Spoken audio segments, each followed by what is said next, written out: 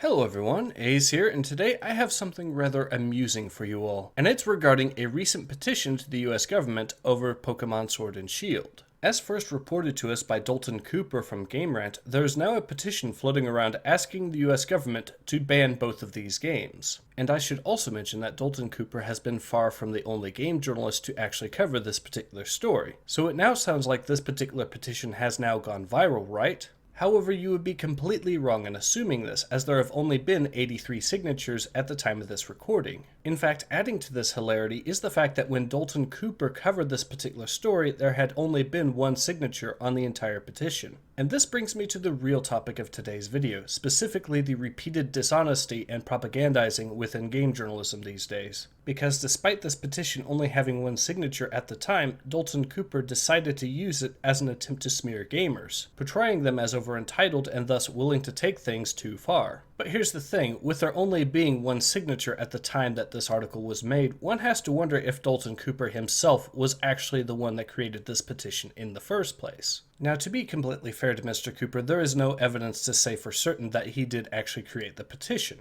However, I should also mention that he has indeed been caught publishing fake news in the past. Earlier this year, for example, he was caught up in the whole Ellie as Punisher controversy, which ultimately resulted in a whole host of game journalists being caught publishing fake news over that controversy. Now, normally I would cover that particular issue in greater detail here, however, since I have already done a video on it, I will simply be leaving that in the description below. But you may also be interested to know that his name is not the only one tied to the Ellie as Punisher controversy that also has decided to cover a story on this particular petition. For example, another familiar name is that of Lara Jackson, who again decided to write an article over this petition that has hardly any signatures. Now again, while this is all suspicious, there is still definitely the possibility that a game journalist did not in fact create this particular petition as a false flag. But I can at least confidently state that they did invent the story and subsequent controversy.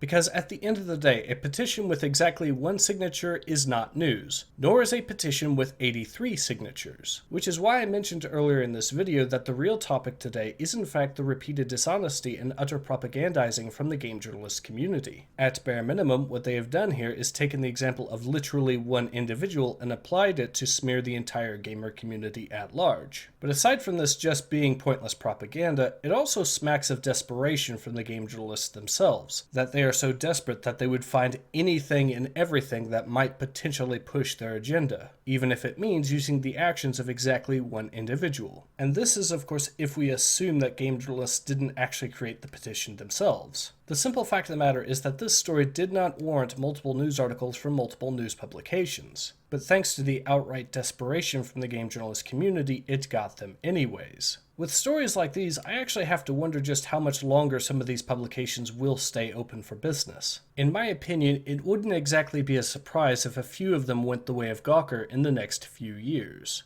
But in any case, this has been Ace. Hope to see you guys again soon.